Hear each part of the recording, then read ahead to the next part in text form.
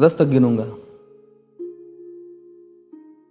राम लिखते ही, पढ़ते ही, सुनते ही, देखते ही या दिखते ही मन में जो पहला विचार आता है उसे बांध कर रखिए। पूछूंगा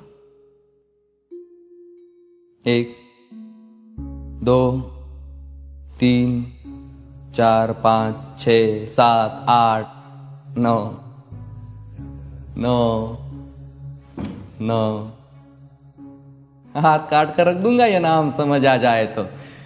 कितनी दिक्कत होगी पता है राम समझ आ जाए तो। भाई राम राम तो कह लोगे पर राम सा दुख भी सहना होगा।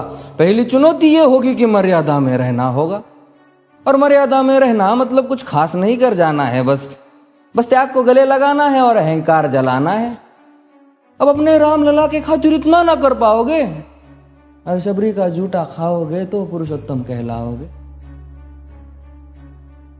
काम क्रोध के भीतर रहकर तुमको शीतल बनना होगा। बुद्ध भी जिसकी इच्छाओं में बैठे वैसा पीपल बनना होगा ये सब कुछ, और वो भी शून्य में रहकर प्यारे।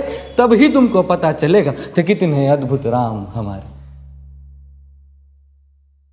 सोच रहे हो कौन हूं मैं? चलो बता ही देता हूं। तुमने ही तो नाम दिया था मैं पागल कहलाता हूं।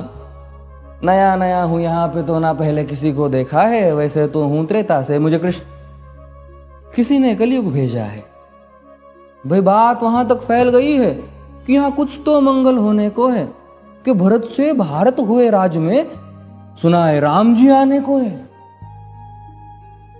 बड़े भाग्यशाली हो तुम सब। नहीं, वहां पे सब यही कहते हैं कि हम तो राम राज्य में रहते थे पर इन सब में राम रहते हैं। यानी तुम सब में राम का अंश छुपा है। मतलब वो तुम में आते हैं रहने। सच है या फिर गलत खबर? अगर सच्ची है तो क्या कहने। तो सबको राम पता ही होगा, घर के बड़ों ने बताया होगा। तो बताओ फिर कि क्या है राम। बताओ फिर कि क्या है राम। बताओ। अरे पता है तुमको क्या है राम? या बस हाथ धनुष तरकश में बांध, या वन में जिन्होंने किया गुजारा, या फिर कैसे रावण मारा लक्ष्मण जिनको कहते भैया, जिनकी पत्नी सीता मैया। फिर ये तो हो गई वही कहानी, एक था राजा एक थी रानी। क्या सच में तुमको राम पता है? या वो भी आकर हम बताए? बड़े दिनों से हूं यहां पर, सब कुछ देख रहा हूं कब से। प्रभु से मिलने आया था मैं, उन्हें छोड़कर मिला हूं सबसे। एक बात कहूं अगर बुरा ना मानो, नहीं तुम तुरंत ही क्रोधित हो जाते हो। पूरी बात तो सुनते भी नहीं, सीधे घर पर आ जाते हो। ये तुम लोगों के नाम जपो में पहले सा आराम नहीं। ये तुम लोगों के नाम जपो में पहले सा आराम नहीं। इस जबरदस्ती के जय श्री राम में सब कुछ है, बस राम नहीं। ये राजनीति का दाया बाया जितना मर्जी खेलो तुम। दाया बाया, अरे दाया बाया ये तुम्हारी वर्तमान प्रादेशिक भाषा में क्या कहते हो उसे? हाँ वो लेफ्ट एंड राइट। ये राजनीति का दाया बाया जितना मर्जी खेलो तुम चेतावनी को, लेकिन मेरी अपने जहन में डालो तुम। निजी स्वार्थ के खातिर अगर कोई राम नाम को गाता हो तो खबरदार अगर जुर्रत की और मेरे राम को बांटा तो। भारत भू का कवि हूं मैं, तभी निडर हो कहता हूं राम है मेरी हर रचना में। मैं बजरंग में रहता हूं, भारत की नींव है कविताएं और सत्य हमारी बातों में। तभी कलम हमारी तीखी और साहित्य हमारे हाथों में। तो सोच समझ कर राम कहो तुम। ये बस आतिश का नारा नहीं, जब तक राम हृदय में नहीं तुमने राम पुकारा नहीं। राम कृष्ण की प्रतिभा पर पहले भी खड़े सवाल हुए। ये लंका और ये कुरुक्षेत्र यूं ही नहीं थे लाल हुए। अरे प्रसन्न हंसना भी है और पल पल रोना भी है राम। सब कुछ पाना भी है और सब पाकर खोना भी है राम।